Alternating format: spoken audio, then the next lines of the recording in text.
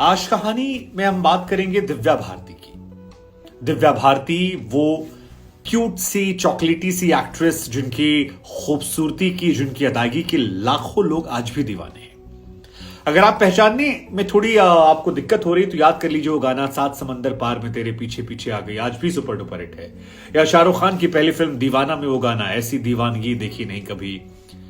16 साल की उम्र में इस लड़की ने बॉलीवुड डेब्यू किया था। 3 साल के अंदर 21 फिल्में की, सभी तकरीबन हिट रही। और उसके बाद एक रोज अपने छत पर बालकनी किनारे वो बैठी होती हैं और कहा जाता है उसके बाद वो गिर गई, रहस्यमयी तरीके से गिरी, जिसको लेकर कई लोग कहते हैं कि उनकी हत्या करवा दी गई थी, क्योंकि साजिद नाडियाडवाला से शादी करने के बाद वो खुश नहीं थी। अंडरवर्ल्ड का उस जमाने में बॉलीवुड में दबदबा था। बहुत सारी थ्योरीज जो है वो निकल कर आती है।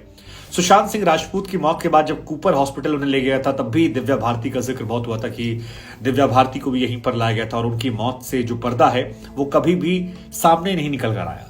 शादी भी जो इन्होंने की थी वो छिप छिपा कर की थी, बहुत लंबे समय बाद इसका खुलासा हुआ।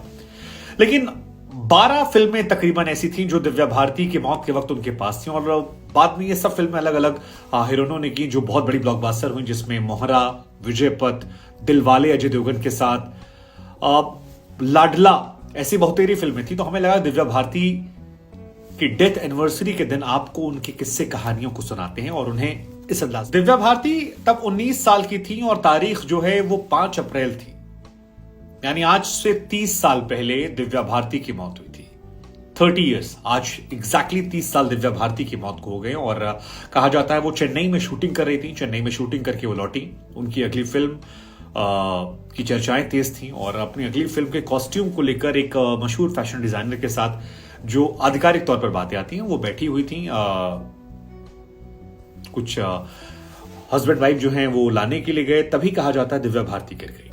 कथित तौर पर इससे मौत कहा जाता है। उनके चाहने वाले कहते हैं कि उनकी हत्या की गई थी। बहुत सारी बातें हैं जो इस हत्या को पुख्ता करने या उस ओर इशारा करती हैं, हालांकि जांच में कभी कुछ निकला नहीं। मसलन जहां पर उनकी बालकनी थी उसमें ग्रिल नहीं थी, नीचे जहां वो गिरी वहां पर गाड़ियां रोज खड़ी होती थी, उस दिन गाड़ी नहीं थी, कम लोग थे।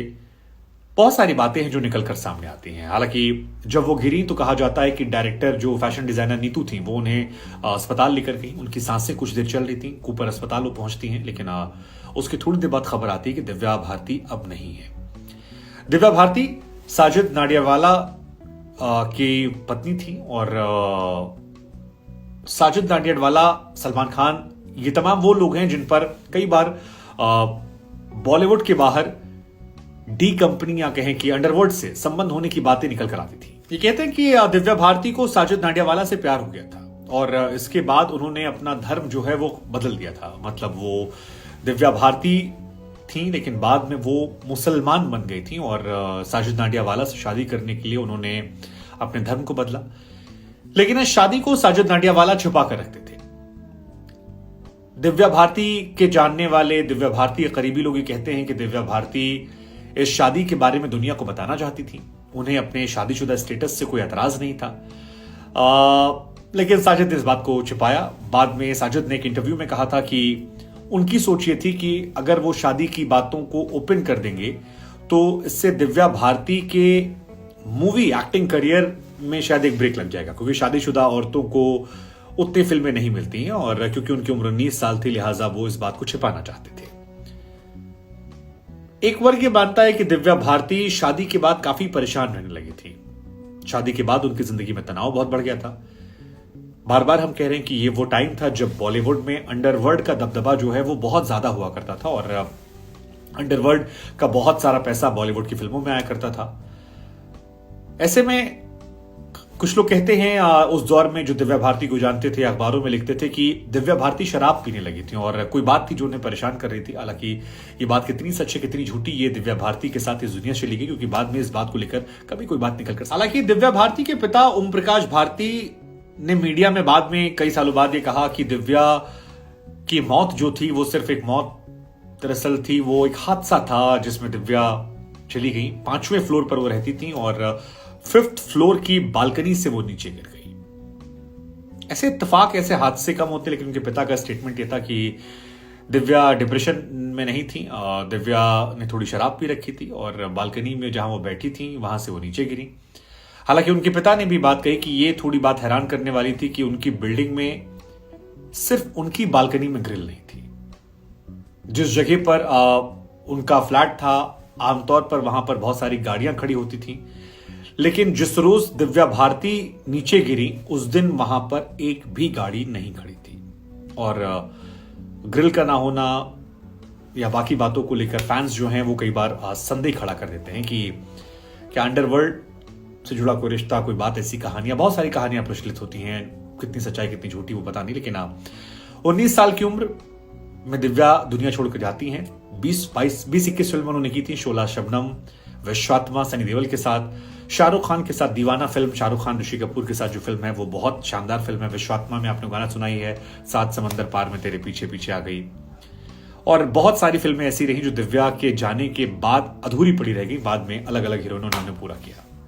आपने अजय देवगन की फिल्म विजयपथ जरूर देखी होगी, या फिर दिलवाले फिल्म जरूर देखी होगी, रवीना टंडन का जो रोल था, या मोहरा फिल्म देखी होगी रवीना टंडन की, या लाडला फिल्म देखी होगी अनिल कपूर की, आंदोलन फिल्म आई थी। ऐसे बहुत सारी फिल्में थी जो उस दौर में दिव्या भारती को मुख्य केंद्र में रखकर बनाई जा रही थी, और दिव्या भारती के जाने के बाद ये तमाम किरदार जो थे वो अलग अलग हीरोइंस को दे दिए गए। सबसे ज्यादा फायदा रवीना टंडन को हुआ, उनकी कई फिल्में आप देखेंगे वो यहीं से आती हैं।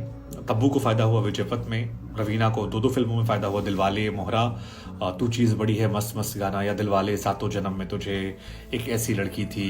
अजय देवगन के साथ उन्हें कई सारी फिल्में जो हैं वो प्लान की गई थी, गोविंदा के साथ उनकी फिल्म प्लान की गई थी, लेकिन ये सारी फिल्में उनके साथ नहीं रही।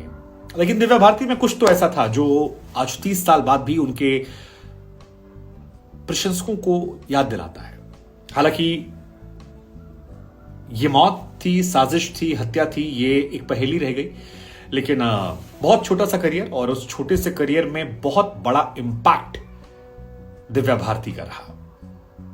अगर वो जीवित होती तो आज शायद वो 49 ईयर्स की होती, बॉलीवुड में एक बड़ा नाम कमा चुकी होती, लेकिन वो हमारे बीच नहीं है। ईश्वर उन्हें की आत्मा को शांति दे जहां भी वो हैं। और इस कहानी को सुनकर आपको क्या लगा? बॉलीवुड में क्या कुछ ऐसा है जो सच नहीं निकलता? कम से कम सुशांत सिंह राजपूत के फैन से ही मानते हैं, वो आज ही भरोसा करते हैं सच सामने आएगा। दिव्या भारती को लेकर भी ऐसा ही लोग सोचते थे।